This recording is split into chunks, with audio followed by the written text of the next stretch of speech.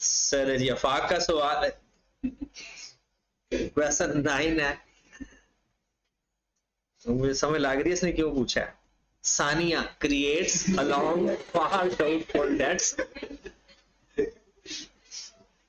After considering the length of time.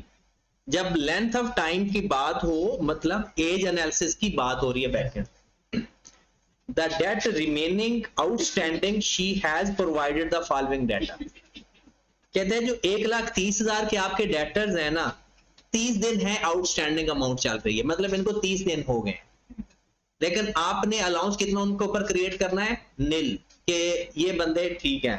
75 2 महीने हो गए इनको पैसे नहीं दिए, तो अलाउंस कितना 2%। तो ले लो अलाउंस 75,000 का 2% कितना आ रहा है 1500, और 50,000 ओवर 60 डेट है 5% 2500। अब ये जो अलाउंस है ये ओपनिंग है, ये क्लोजिंग है, ये क्लोजिंग है, और ओपनिंग अलाउंस उसने 3500 दिया हुआ है। पहले तो क्लोजिंग अलाउंस का टोटल कर ले 4,000, और ओपनिंग अलाउंस कितना है, अलाउंस कम हुआ ज्यादा, 3500 ओपनिंग है, अब 4,000 हो गया। अब बाकी को भी देख लो ज्यादा हुआ या कम, कितना ज्यादा हुआ है 500 से हमारा बैड डेट्स बढ़ जाएंगे। बैड डेट्स में एक्सपेंस बढ़ जाना, बैड डेट्स में ऐड कर देना, ये सारे इसके नाम होते हैं। तो वो कहते हैं what amount charge to statement of comprehensive income, मतलब एक्सो से भी पूछा है, और प्रोविजन का हमेशा डिफरेंस लिखते होते हैं। बैड डेट्स तो है ही नहीं क्वेश्चन के अंदर, तो कितनी अमाउंट आ जाएगी 5। उसके बाद क्वेश्चन नंबर 11 पे आ जाओ। वैसे माशाल्लाह आप फर्मा बरदार तो इतने हो गए कि 11वें क्वेश्चन पर गए ही नहीं होंगे। कर लिया था 15 तक कर लिए, अच्छा 12वां 13वां नहीं हुआ, ओके। अच्छा क्वेश्चन नंबर 11 से स्टार्ट करते हैं, और मैंने आपको कहा था कि 20 तक हमने मिलके करने हैं, ठीक है, तो 20 तक कर लेंगे। उसके बाद अगले जो 30 क्वेश्चन होंगे 50 हैं इसके, वो आपने कल घर से करके आने, और अंग्रेजी फिर मैं ना आपको ना कोई एक्स्ट्रा असाइनमेंट नहीं भेजूंगा आज, यही कर ले पहले, क्योंकि अब आपका जो डेली बेस पे असाइनमेंट आने का सिलसिला है ना, वो पिछले चैप्टर 7 रहेंगे, बैड डेट्स अब चलता ही रहेगा साथ, ठीक है। आपका वो 2 चैप्टर भी रिवाइज करवाने की मुझे लगता है जरूरत नहीं है, बुक्स ऑफ प्राइमेंट्री और चैप्टर नंबर 3 वो ओके है ना। अब तो उसके बाद ये 3 चैप्टर हमारे ओके हो जाएंगे, फिर अगले इसी तरह से ना मैं चैप्टर नंबर 1 भी आपको करवा के ना साइड पे कर देता हूँ, ताकि वो 3 वाला काम खत्म हो जाए, पहले 3 वाला जी। A business has received an amount of ₹1,000 from a receivable that have been previously written off as irrecoverable। आपको 1,000 रुपया मिला जो आपने पहले राइट ऑफ किया हुआ था, तो ये क्या है, रिकवरी ऑफ बैड डेट्स। ये बैड डेट्स रिकवर्ड है 1,000। अगर मैं इसकी एंट्री पूछूं 1,000 की, तो हामिद क्या एंट्री पास होगी, कैश डेबिट हो जाएगा, और बैड डेट्स क्रेडिट हो जाएगा, बैड डेट्स एक्सपेंस या bad debts recovered. What is the accounting treatment, जैसे उसने पूछा भी अकाउंटिंग ट्रीटमेंट है, cash debit, bad and doubtful debts expense, क्योंकि जिस जगह पर हम बैड डेट्स बोलते हैं ना, बुक में आपको वो क्या मिलेगा, bad and doubtful debt, bad and doubtful debt. Question number 12 पे है, चलें इसमें हम बात कर लेते हैं। 2 तरह से चीजें हैं। अकाउंट रिसीवेबल का लेजर अगर मैं आपसे पूछूं, अकाउंट रिसीवेबल का आप प्लस माइनस फॉर्म में भी कर सकते हैं, बुक में पेपर में तो मैं आपको यही सजेस्ट करूंगा कि आप कैलकुलेटर में प्लस माइनस करके कर देना, बट यहां पर मैं आपको बता देता हूं कि लेजर फॉर्म में भी सिखा देता हूं। अकाउंट रिसीवेबल का मतलब क्या है, डेटर बढ़ेंगे तो डेबिट, कम होंगे तो क्रेडिट, डेटर्स बढ़ेंगे तो डेबिट, कम होंगे तो, और दूसरा आपने दिमाग में एंट्री भी तो पास कर सकते हो ना, लेजर बनाना आता है एंट्री से, जर्नल एंट्री से लेजर बनाना। सबसे पहली बात, अगर आपके पास ओपनिंग रिसीवेबल है तो आपने उसको डेबिट साइड पर लिखना है, क्योंकि एसेट है ना। ओपनिंग रिसीवेबल कहां लिखेंगे, डेबिट साइड पर। अब डेटर बढ़ेंगे तो डेबिट, कम होंगे तो क्रेडिट। अब किस वजह से डेटर बढ़ते हैं? क्रेडिट सेल्स अगर होंगी। अब मुझे बताएं क्रेडिट सेल की एंट्री क्या होती है? क्रेडिट सेल की एंट्री क्या होती है? Account receivable debit sales credit. तो अकाउंट रिसीवेबल डेबिट करेंगे किस नाम से? सेल्स के नाम से। आपने ये देखना है रिसीवेबल एंट्री के अंदर डेबिट हो रहे हैं तो डेबिट लिखना है, क्रेडिट हो रहे हैं तो क्रेडिट लिखना है। अब जब हम डेटर से कैश रिसीव कर लें तो क्या एंट्री पास करते हैं? कैश डेबिट या bank debit account receivable credit. तो अकाउंट रिसीवेबल क्रेडिट कर देंगे कैश के नाम से। डिस्काउंट अलाउड, डिस्काउंट अलाउड की एंट्री भला क्या होती है? डिस्काउंट अलाउड की entry, discount allowed debit account receivable credit. तो discount allowed debit account receivable credit. तो अकाउंट रिसीवेबल क्रेडिट हो जाएंगे डिस्काउंट अलाउड के नाम से। अगर आप डायरेक्ट देखना चाहते हो तो ये सोचा करो तो इस वजह से मेरे डेटर बढ़ रहे हैं या कम हो रहे हैं? बढ़ रहे हैं तो डेबिट, कम हो रहे हैं तो क्रेडिट। सेल रिटर्न बताओ, डेटर डेबिट होंगे ये क्रेडिट? सेल्स रिटर्न क्रेडिट होंगे। सेल से डेटर बढ़ते हैं, सेल रिटर्न से, लेकिन दोनों केसेस में होनी क्रेडिट चाहिए। कैश सेल से डेटर में कोई फर्क नहीं पड़ता। कैश सेल की एंट्री पास कर लो। क्या एंट्री होती cash sale? Cash to sale, तो इसमें तो कौन सी ला ही नहीं रहा। और कैश सेल रिटर्न अगर होंगी, कैश सेल रिटर्न तो कैश क्रेडिट हो जाएगा, सेल रिटर्न डेबिट हो जाएगा। तो जब तक आपकी एंट्री के अंदर अकाउंट रिसीवेबल नहीं आएगा आपने इसको डेबिट क्रेडिट नहीं करना। तो सेल रिटर्न से क्या होगा हमारा?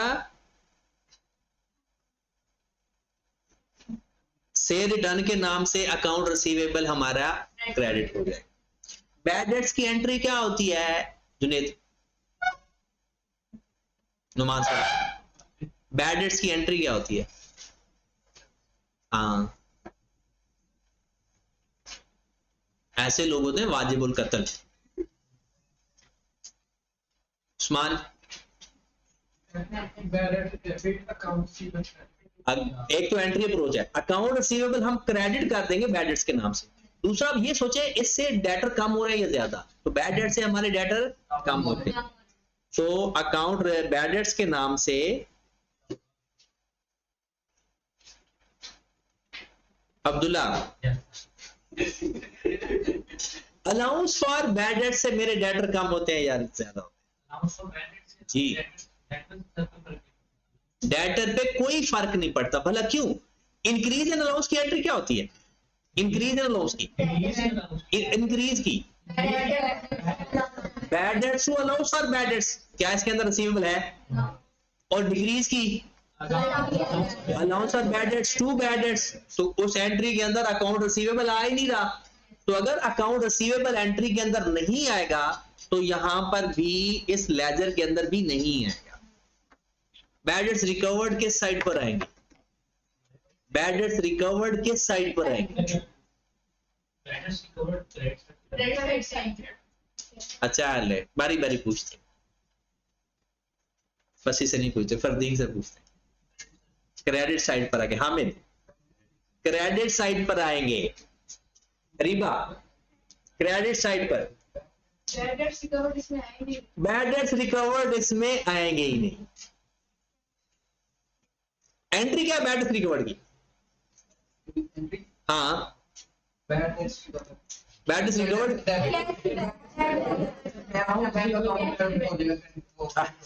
इसको ना कुछ हो गया यार, फिर नींद पूरी नहीं लगता। आराम से तसल्ली से। हाँ हामिद एंट्री पास कर बैड डेट्स रिकवर्ड की। कैश डेबिट और बैड डेट एक्सपेंस। तो इसमें अकाउंट से लाया है तो तू उसको क्रेडिट साइड पर लिखी जा रहा है। अगर बैड डेट्स रिकवर्ड आपकी एंट्री के अंदर रिसीवेबल डेबिट या क्रेडिट हो ही नहीं रहा, मुझे समझ पता नहीं आप लोग किस दुनिया में हो, लेजर बना रहे हो, उस लेजर के अंदर सिर्फ वही चीज आती है अगर वो अपने लेजर के अंदर उसका नाम एंट्री के अंदर आएगा। उसका नाम अगर आएगा नहीं तो वो नहीं होगा। हाँ, आप लोगों ने कभी ना कभी जिंदगी में बैडर्स रिकवर्ड को यहां आपको नजर आ रहा होगा कैश के नाम से, यहां पर नजर आ रहा होगा, कभी ना कभी जिंदगी में आपको ये बात मिलेगी। अब प्रॉब्लम आ गया कि ऐसे कैसे। आपने तो कहा हाँ, अब वो होता कब है, वो एक सिचुएशन आती है, वो यहां पर लिखता है कैश 5000, सपोज दैट ये कहां से पैसे आए, ये जो 5000 है रिसीवेबल से, डेटर से, और नीचे एक लाइन में लिख देता है cash received from debtor ₹5000 include ₹500 which was right of previously. दोबारा सुने जरा अंग्रेजी, वो कहेगा bad cash received from debtor, मैं लिख देता हूं cash received ₹5000 from account receivable include ₹1000 which was right off previously। अब इसका मतलब जान सकते हो अंग्रेजी, तो मुझे लगता है मुझसे भी गई गुजरी आप लोगों की। 5000 के अंदर 1000 रुपया शामिल है जो बैडर्स रिकवर्ड है, वो तो यहां आना ही नहीं चाहिए था। या तो 5000 में माइनस करके 4000 लिख लो, ओके 4000 लाएगा, या अगर आपने 5000 लिख दिया तो फिर 1000 इसमें से निकालने के लिए यहां इधर वो आई कैप लिख देता है। तो ये इस तरह से 1000 नजर आ जाता है कभी कभी, वो भी उसमें से उसको खत्म करने के लिए, क्योंकि बैडर्स रिकवर्ड इस लेजर में नहीं आते। और अगर आपने गलती से या जल्दी में इस 5000 के अंदर बैडर्स रिकवर्ड भी लिख दिए तो या तो माइनस करके यहां लिखो, या फिर इसको एज इट इज रहने दो, 1000 अपोजिट लिख दो, वो माइनस हो जाएगा। इस सूरत में यहां पर 1000 आता है, वरना बैडर्स रिकवर्ड अकाउंट रिसीवेबल के लेजर में नहीं आता। यहां तक ओके होगी बात। अब हम करेंगे इसको क्लोज। क्लोज से क्या मुराद है, बड़ी साइड का टोटल पहले, वो ये पता है ना, Yes. दोनों साइड का एक जैसा टोटल, और यहां से एक फाइंड होगा, उसे हम क्या बोलेंगे, ये जो ब्रॉड डाउन है ये रिसीवेबल का ओपनिंग बैलेंस है, और जो कैरी डाउन है ये रिसीवेबल का क्लोजिंग बैलेंस है। आप डायरेक्ट कैलकुलेटर पे प्लस माइनस भी कर सकते हो, जो डेबिट साइड पर है वो प्लस करते जाओ, और जो क्रेडिट साइड पर है वो माइनस करते। अच्छा, एक और भी है, चेक डिसऑनर की एंट्री क्या होती है? हाँ,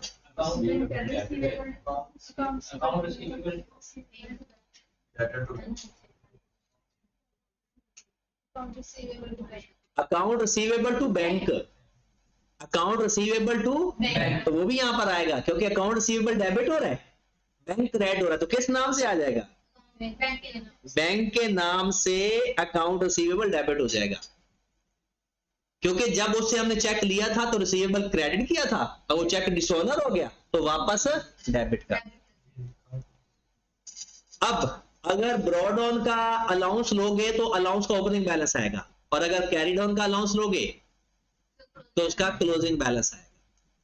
रिसीवेबल का ओपनिंग का अलाउंस लोगे तो ओपनिंग अलाउंस और बैड डेट्स आएगा, ब्रॉड ऑन आएगा, और अगर कैरी डाउन का अलाउंस लोगे तो क्लोजिंग बैलेंस आएगा। अब इस सवाल पे चलते हैं, क्वेश्चन नंबर 12 पे। अब चेक करें जरा, लिखा हुआ है a business has provided the information opening balance 45,000। ये किसका बैलेंस बता रहा है, वो रिसीवेबल का। यहां पर लेजर बनाते हैं,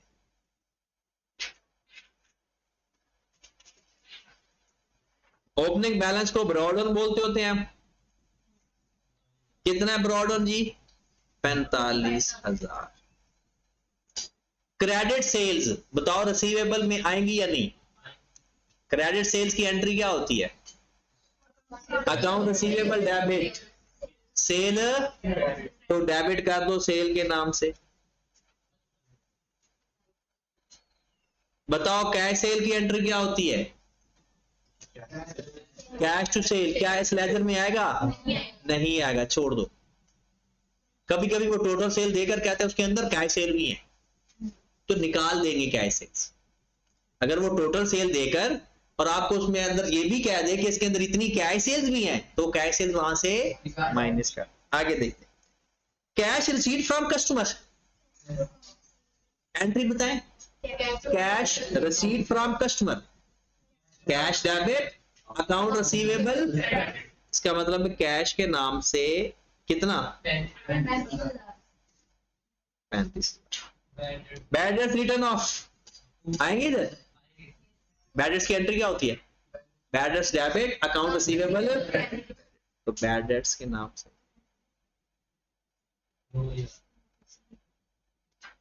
डिस्काउंट रिसीव्ड, डिस्काउंट रिसीव्ड इसमें नहीं आएगा क्योंकि इसका ताल्लुक सप्लायर के साथ होता है, अकाउंट पेएबल के साथ होता है, यहां पर नहीं है। नीचे लिखा हुआ है, अभी तो कैरी ऑन फाइंड कर लो ना, 1 लाख आ गया इधर, दोनों साइड पर एक जैसा टोटल, कैरी ऑन कितना आ गया, हाँ जी ये चीज ओके है, रिसीवेबल का लेजर बन जाया करेगा और वो इस लेजर में आपसे कुछ भी पूछ सकता है, वो आपको कैरी ऑन दे देगा और ये भी पूछ सकता है कैश फ्रॉम कस्टमर कितना आया है, तो फिर कैरी ऑन लिखा जाएगा, तो फिर जो डिफरेंस आएगा वो कैश फ्रॉम कस्टमर होगा। वो आपसे ये भी पूछ सकता है क्रेडिट सेल्स कितनी है, बाकी सारी इंफॉर्मेशन देकर क्या पूछ सकता है, तो फिर बाकी सारा कुछ लिखकर जो दोनों साइड का डिफरेंस होगा वो क्रेडिट सेल्स होगा। चलिए वो तो जब सवाल आएंगे वो चैप्टर नंबर मेरे ख्याल में 3 के अंदर हैं ऐसे सवाल, 2 या 3 के अंदर हैं, हाँ इसके लेजर्स के 3 के अंदर। चले इसने क्या कहा था, बिजनेस मेंटेन, अंग्रेजी अच्छी पढ़ा करो, business maintain allowance 2% each year, इसका मतलब है पिछले साल भी 2% था, इस साल भी 2% है। ये जो 45,000 है ओपनिंग बैलेंस, ये पिछले साल वाला बैलेंस है और हमारे साल का कौन सा है 63, इसका भी 2% ले तो कितना आता है 45,000 का 2%। और अगर आपसे मैं पूछूं 900 है क्या, अलाउंस फॉर बैड डेट्स का brought on, allowance for bad debts का ब्रॉड ऑन, और अगर मैं 6300 का 2% लूं तो कितना आ रहा है 1260। ये क्या है 1260 क्या है कैरी डाउन है, तो अलाउंस का ओपनिंग बैलेंस 900 है, क्लोजिंग बैलेंस 1260 है, इंक्रीज है या डिक्रीज है, अगर इंक्रीज है तो कितना 360। अब पूछ क्या रहा है, what accounting entry is to pass record the increase या डिक्रीज इन अलाउंस, एंट्री पूछी है उसने इंक्रीज या डिक्रीज की, तो बताएं 360 इंक्रीज हुआ तो एंट्री क्या पास होगी, bad and doubtful debt debit, allowance for bad dates, समझ लगी, तो ढूंढ लो एंट्री अपनी, अल्फा बैड डेट्स डेबिट 360 से, allowance for bad dates credit 360। Question number 13 पे आओ।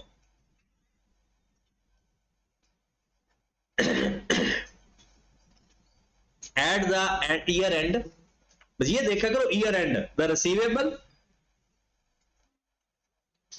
93,000, ये 93,000 क्या है, किसका कैरिड किसका कैरिड है, किसका अकाउंट रिसीवेबल का, मैं ये पूछना चाह रहा था, ये हमारा अकाउंट सेल हो गया। This include a debt 1800 which needs to be written off bad debts. अच्छा ये बैड डेट्स इसमें से माइनस हो चुके हैं या अभी करने हैं, अभी करने हैं, वो खुद ही कह रहा है दिस इंक्लूड, शामिल है इसके अंदर, तो ये हमारे हो गया bad debts.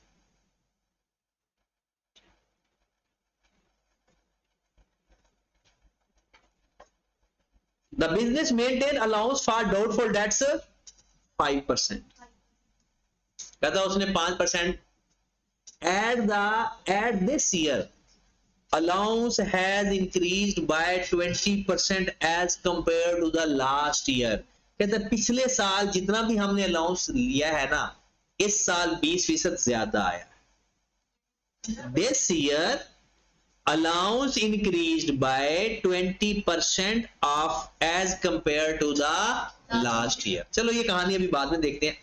What was the balance of allowance for bad debts on 1st April 2018? सवाल क्या पूछा है? हमारा साल एंड कब हो रहा है? मार्च 2019 के अंदर. शुरू कब हो रहा है? 1 अप्रैल 2018 के अंदर. साल शुरू कब हुआ? 1 अप्रैल 2018 और एंड कब हो रहा है? मार्च 2019. और उसने पूछा है what was the balance of allowance for doubtful debt at 1/4/18. क्या पूछ रहा है? वो ब्रॉड ऑन पूछ रहा है अलाउंस फॉर बैड डेट्स का. क्या पूछ रहा है? वो ब्रॉड ऑन पूछ रहा है. देखिए यहां पर उसने लिखा ईयर एंड. ईयर एंड कौन सी डेट है? मार्च. मैं आपको तरीका बता देता हूं. वैसे ईयर एंड जो भी डेट होती है ना, उससे फौरन जो अगली डेट पिछले साल वाली, वो हमारा ओपनिंग बैलेंस होता है. 31 मार्च की अगली डेट कौन सी होती है? 1 अप्रैल. तो 2018 का जो 1 अप्रैल होगा वो हमारा ईयर का स्टार्ट. जो हमारी ईयर एंड की डेट होती है उससे अगली डेट पिछले साल की हमारा ईयर का स्टार्ट होता है. 1 अप्रैल 2018 हमारा ईयर का स्टार्ट है. अब पहले तो जो हम फाइंड कर सकते हैं वो फाइंड करें. 5% फाइंड 93 में से 1800 माइनस करके 5% लूं या डायरेक्ट 5% लूं? हाँ जी, 93,000 माइनस 500 कितना आ गया? 9,500 मल्टीप्लाइड बाय 5%. अच्छा 1800 माइनस कर. 1800 माइनस किया तो कितना बचेगा? 9,1,200 4,560. अच्छा ये जो आपने अलाउंस फाइंड किया है ये ओपनिंग है क्लोजिंग है? ये तो ईयर एंड का है. जब आपने ईयर एंड के रिसीवेबल के ऊपर लिया तो वो तो ईयर एंड का आएगा. अच्छा हमने कहीं ना कहीं सीखा है given over given multiplied by required. हाँ पर ये सीख लिया हुआ है ना. Given over given multiplied by required. हमने इसको डिटेल में पढ़ा.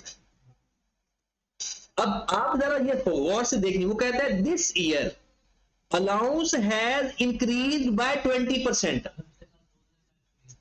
वो कहता है कि इस साल का जो अलाउंस आया है ना वो 20% ज्यादा है और ये इस साल का अलाउंस है. इसका मतलब है ये 100% है या 120% है? ये 120% है. 4560 कितना है? 120% है.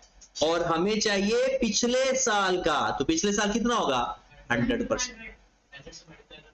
पता चला? अच्छा वैसे भी ना ये आपने लाजमी, मैं आपको वो ये सच्ची वाला 20 मिनट का लेक्चर है. 20 मिनट का एक लेक्चर शेयर करूंगा. मैं शायद किया भी हो, स्टार्ट में कर दिया था. आप given over given multiply require करके लेक्चर है, दोबारा भी मैं शेयर कर दूंगा. वो आपने लाजमी, उसकी ना एक 10 सवालों की असाइनमेंट भी है छोटी सी, वो आपने लाजमी देख लेना एक दफा. ठीक है. अब कितना आंसर आ गया? 3800. ये हमारा ओपनिंग अलाउंस आ गया. क्या करते हैं? अगर वैल्यू परसेंटेज से ज्यादा आ रही हो ना तो 100 प्लस करके डिवाइड करते हैं. कम आ रही हो तो 100 माइनस करके डिवाइड करते हैं. तो ये 20% ज्यादा है तो 100 प्लस 20%. और अगर कम होती तो माइनस कर देते. जो वैल्यू परसेंटेज बढ़ के आ रही हो तो 100 में प्लस करके डिवाइड करना है. कम होके आ रही हो तो 100 में से माइनस करके डिवाइड करना है. पहले 100 थी अब 120 होगी. वैसे भी एक और तरीका भी होता है एक्स वाला कि पहला ब्रॉड और हमारा एक्स था और ये 20% बढ़ गया तो 1.2x हो गया. तो बढ़ के कितने हो गए? और ये हमारे पास ये क्लोजिंग बैलेंस है, ये ओपनिंग है? क्लोजिंग है. तो क्लोजिंग को 1.2 पे डिवाइड करोगे फिर भी यही आंसर आता है. अगले सवाल में है question number 14. 30th September 2012 the entity allowance for receivable amounted to rupees 38,000 which was 5% of the receivables at that date. पहले तो चीजें पहचानो ना, क्योंकि सबसे बड़ा मसला आता ही पहचान में है। पहले डेट देख ले, एक डेट आ रही है सितंबर 12, एक डेट आ रही है सितंबर 13। ओपनिंग कौन सी है, क्लोजिंग कौन सी है? ओपनिंग सितंबर 12 ओपनिंग होगी, क्योंकि पिछले का क्लोजिंग और इस साल का ओपनिंग होता है, और 30 सितंबर 13 क्लोजिंग डेट है। अब पढ़ते हैं, अलाउंस फॉर रिसीवेबल 38,000, ये क्या चीज है? ये ब्रॉड ऑन है किसका, रिसीवेबल का या अलाउंस फॉर अलाउंस का? ये ब्रॉड ऑन है अलाउंस फॉर बैड। कहते हैं which was 5% of the receivable at that date, जो कि रिसीवेबल का 5% है। अगर आपसे, वैसे इस सवाल के से हट के बता रहा हूं, अगर आपसे ये कोई पूछे ना कि तब के रिसीवेबल कितने थे, तो 38,000 डिवाइडेड बाय 5 मल्टीप्लाइड बाय 100, क्योंकि ये 5% है। ये कितने परसेंट है? 5%। इसको 5 में डिवाइड कर देंगे और 100 से मल्टीप्लाई कर देंगे, लेकिन इसकी जरूरत नहीं है। आगे चलते हैं हम, जो हमें जरूरत है उस पे। सितंबर 13 रिसीवेबल टोटल्स 868,500, ये क्या है? ये हमारा अकाउंट रिसीवेबल है और है भी closing. It was decided to write off 28,500, ये क्या है? Bad debts. As irrecoverable and based on past experience to keep the allowance for receivable for 5%। कहता है what should be the charge in the statement of comprehensive income for the year ended, total bad debts and allowance for. सवाल में क्या पूछ रहा है भला? Expense में कितना लिखना है। अच्छा, उसके लिए ना सबसे पहले आप ना क्लोज कैरी नॉन फाइंड किया करो। सबसे पहला काम ये किया करो, कैरी नॉन फाइंड करते हैं। बताओ इसमें से 28,500 माइनस करके 5% लेंगे या डायरेक्ट माइनस करके? तो लो 5%, 868,500 माइनस 28,500, जो आंसर आएगा उसका लेंगे हम 5%। कितना? 42,000। ये आ गया कैरी डाउन। अब हमारा सवाल हो गया, एसओसीआई की हमने बनानी है equation, bad debts plus carry down minus brought down minus recover. Bad debts कितने हैं? 28,500। कैरी डाउन कितना है? 42,000। ब्रॉड डाउन कितना है? 38,000। सवाल हो गया, कितना आ गया? 32,500। Next question number 15।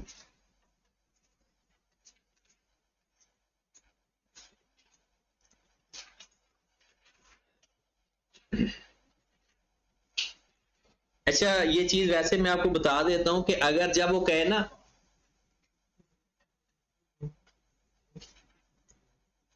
इंक्रीज्ड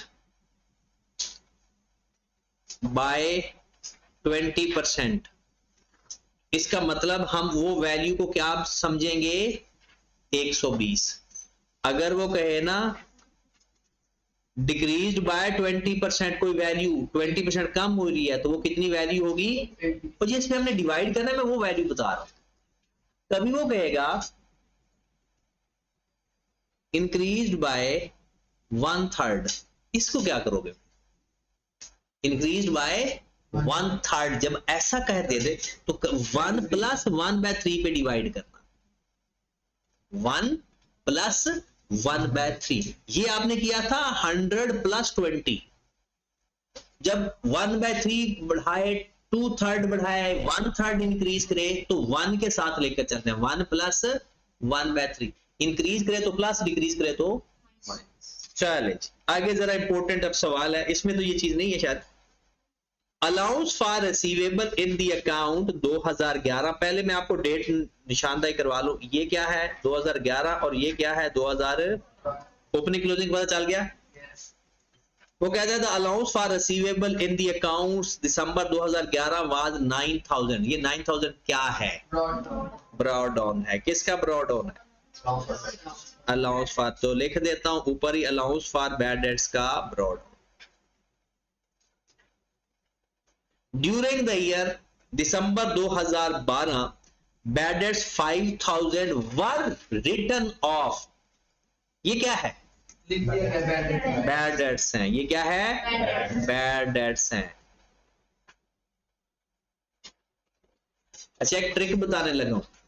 अगर तो डेटर की अमाउंट देने से पहले बैड डेट्स बता दिए जाए ना तो वो पहले उसमें से माइनस हो चुके हैं।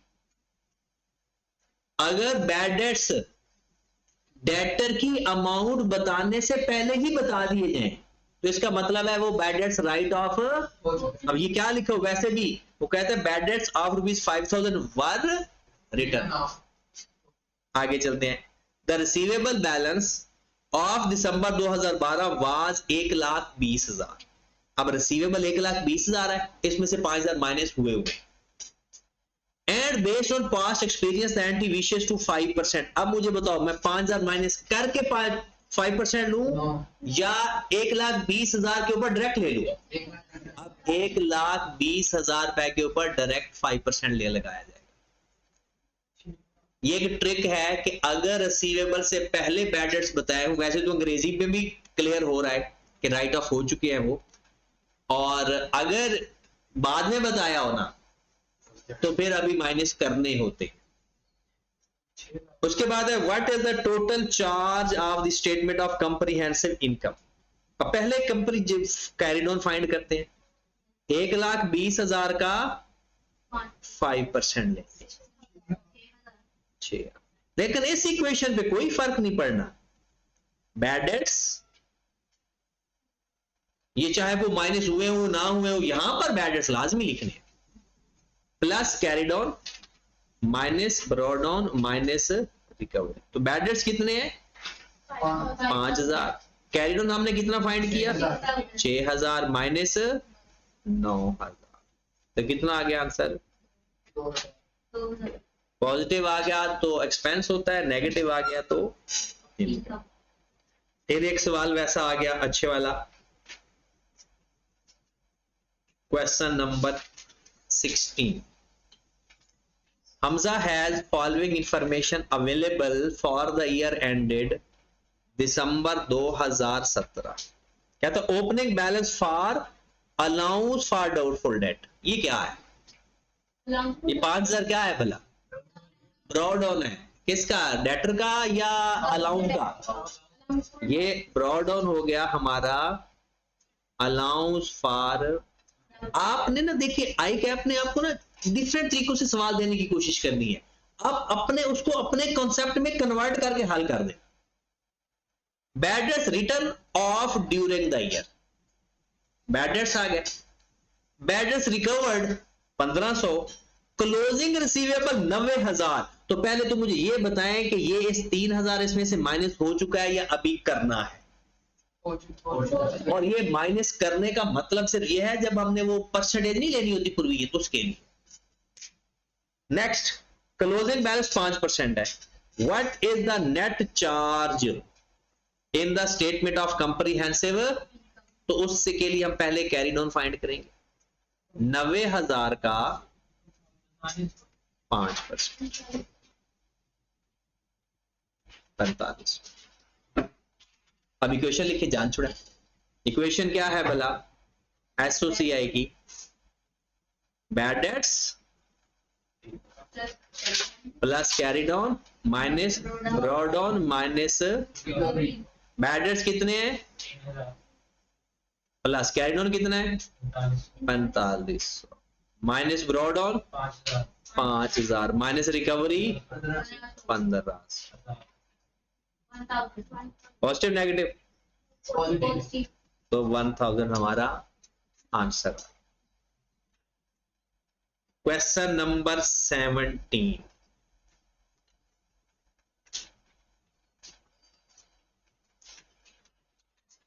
At 30th June 2016, an entity allowance receivable date से पहले देख लें कौन कौन सी है। जून 17 की बात हो रही है और जून 16 की बात हो रही है। इसका मतलब है 16 ओपनिंग हो गया Yes. और 17 क्लोजिंग हो गया। Allowance for receivable amounting 25,000 which was 2% of the trade receivable at that date। अगर मैं आप लोगों से पूछूं कि रिसीवेबल कितने होंगे तो बता सकते हो? Yes, sir. ये 25,000 है और ये 2% है रिसीवेबल का, ये 2% है, तो इसको 2 पे डिवाइड करेंगे, गिवन ओवर गिवन, और 100 से मल्टीप्लाई करेंगे तो हमारे पास अमाउंट आ जाए। ट्रेड रिसीवेबल अमाउंटिंग रुपीज 3,10,000, ये 25,000 हमारे पास हो गया ब्रॉड ऑन और 3,10,000 हमारे पास हो गया अकाउंट।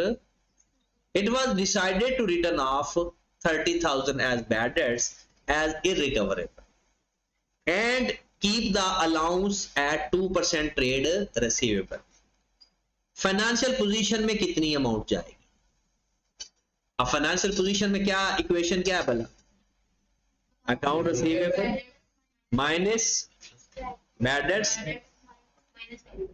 और ये वो वाले बैड डेट्स माइनस करने हैं कि अगर पहले माइनस ना हुए तो, और माइनस मुझे बताओ कैरी डाउन के लिए 3,10,000 में से 30,000 माइनस करके परसेंटेज लेनी है या डायरेक्टली? माइनस करके 3,10,000 में से 30,000 माइनस करें और 2% उसका लेना।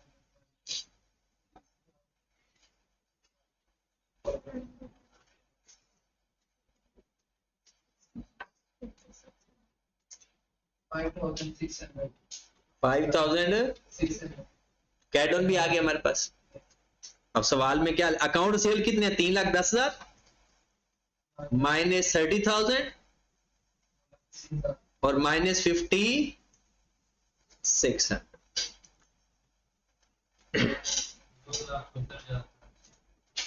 कितना आ गया? 2,7,4,4,4. Question number 18। जुलाई 2017 मेरा allowance for receivable is 65,000। Allowance है तो ब्रॉड ऑन।